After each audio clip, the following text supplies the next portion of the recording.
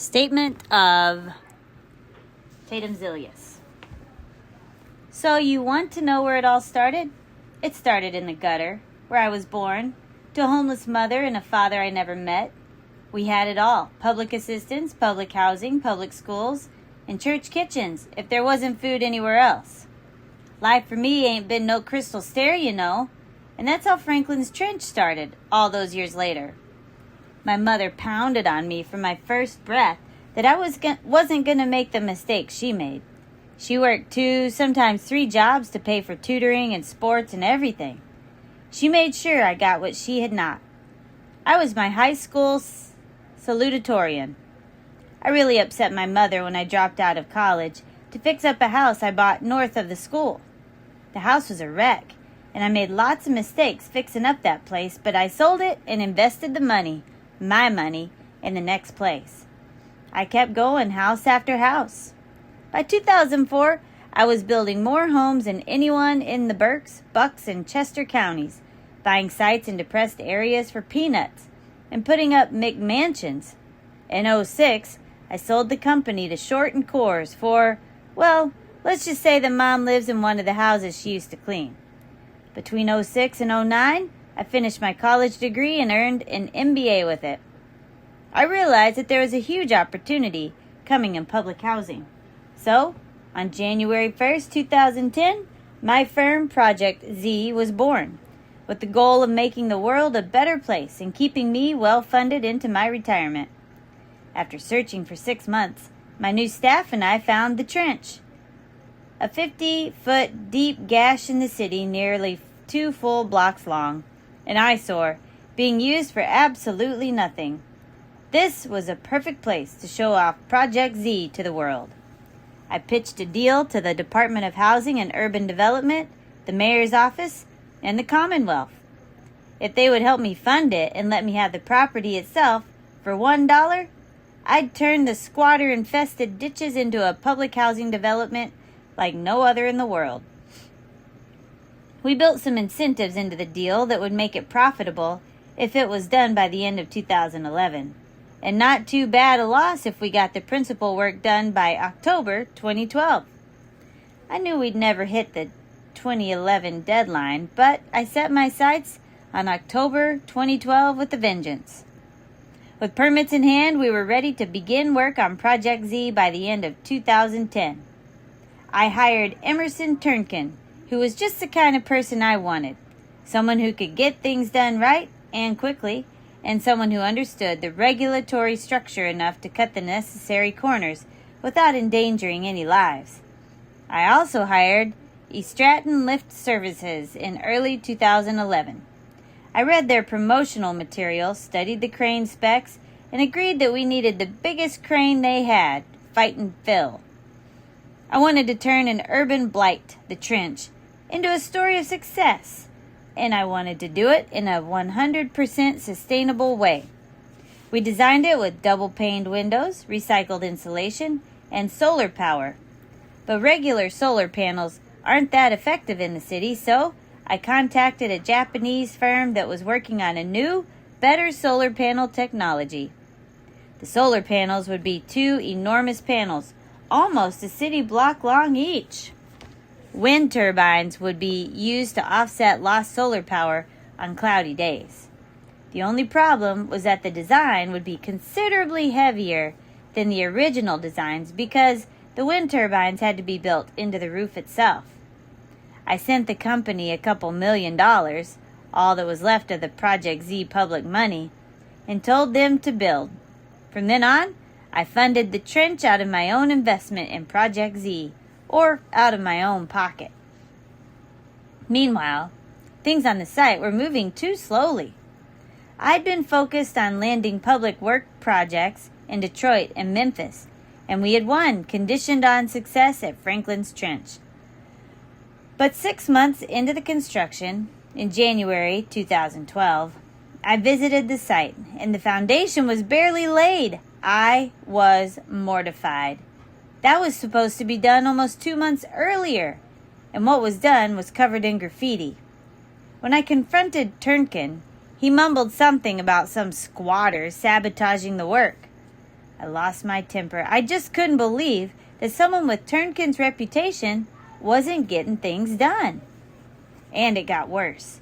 I'm all for safety, but instead of just following the code, OCIS was worshiping it. An hour-long safety sweep at the beginning of every day, just in case some squatter did something, followed by a full briefing. I don't remember my exact words, but I know Turnkin says I said that we can pay for people who, or something like that. That's twisting my words. I meant that we can pay for minor injuries, like somebody who trips or has a tool fall on their hard hat.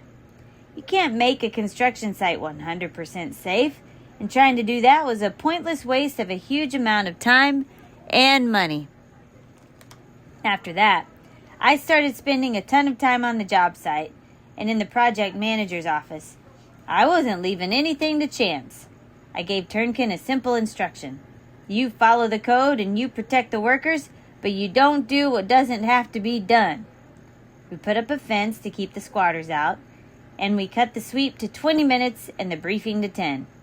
Sure, we had minor violations, citations from OCIS for this and that, but I paid the fines and told my workers to get going. They were really inspired to be free to get things done, and their morale went even higher when I showed that I would pay the workers' compensation claims that were accumulating. A month or two later, the work was still falling behind, so I started a second shift. This site was now active from 6 a.m. to 10 p.m. Business was getting done. Then, in April, we got some terrifying news. The panels were done, but they were 2,900 tons each. 2,900 tons was over the contractual engineering limit on the crane. I thought we were cooked. But then Micah Stratton explained that engineering limits are always set below maximum capacity. Micah told me that the big crane had handled that load years before with only one issue, and it probably could again. But that wasn't our contract, so I had to agree to pay Micah an incentive payment to keep the crane going and to get an additional insurance policy to repair the crane if it broke. The costs were adding up. It seemed like I was dipping into my personal savings every week. I told Emerson to write to the city to get their permission, but we never heard back from them, so we went ahead. By June, I was at the site every day, sometimes from dawn to dusk, or beyond that, I guess, because we added another shift so that we could operate around the clock. In August, the roofs from Hiroshima arrived. The dream of sustainable, modern public housing was in view. The only thing dampening our spirits was a hurricane brewing in the Gulf of Mexico. Even though it wasn't supposed to make landfall near us, the winds could destroy the temporary roofing. And if the rain got in, it could destroy weeks of work. With all that I'd put in, if we missed that deadline, I'd be ruined. I'm exaggerating, of course, but not by much. On August 30th, we held a team meeting. Micah was worried about the weather, and so was Grace from OCIS. But Emerson told me the temporary roofing probably would not make it through more than a day or so of heavy rain, and 3 days of rain were predicted. So I asked a critical question. Is it safe to lift? Grace seemed doubtful, but Micah assured us he could pull it off as long as we got it done by the time the winds really kicked up, which was supposed to be early in the evening. We still had not received a response from the city about permission for the revised lift plan, but I wasn't going to let bureaucratic delay stop progress. On August 31st, the big day was finally there. It almost stopped before it started, with that squatter running around, and I was horrified how long it took to get the scene cleared. We'd removed the temporary roof, and the rain was falling. Still, I watched the first lift in awe of how Micah conducted the aerial ballet, even if it was a bit scary at first. We had to pause again for the shift change at noon. By the time the first piece got down, I was pacing my office like a caged animal. It was almost 2 p.m. before they were ready for the second lift. Then, to my horror, Grace demanded to talk with Micah about it again. She said something about a revised weather report, but that report was a couple hours old, and it didn't seem like a big deal to me, just the wind we expected coming a little early. So I called Micah. Micah was totally confident, and he said his crane could do the job. But after she put down the radio, Grace still was talking about calling it off. Emerson and I spoke, firmly but calmly, and he gave Micah the green flag. Then she left the office to watch a lift from the ground. The second lift started out smooth, but the wind was picking up and gusting. Micah was fighting to keep the roof in position. Then, just after 3 p.m., Grace waved the red flag again. The squatter was around again. Grace wanted another full sweep. But I knew Micah didn't have another hour to waste. I ordered the site to do a quick sweep, which the code permits if there isn't any evidence of tampering. They could not find the guy or anything but a missing tool. I shoved the green flag at Grace and she held it up reluctantly. I went back to the office. Everything was going fine for the next couple of minutes until the crane topped out. I heard a ringing, then a snap, and all of a sudden that big crane collapsed like some Tinker Toys. I watched, horrified, as the roof crashed down. Do I regret what happened? Of course. But do I regret taking charge that day and in the months before? No way. I did what I did for the good of the project, and to provide the next generation of Tatum and Zilliases with good, sustainable homes. That was my dream, and I accept responsibility for it, whether it fails or succeeds. But third-degree murder? Are they out of their mind? I followed every rule, and the ones I didn't, I paid the mandated penalty without uttering a word of protest. I never wanted to hurt anyone. Grace's death is awful, but the squatter, he ruined everything.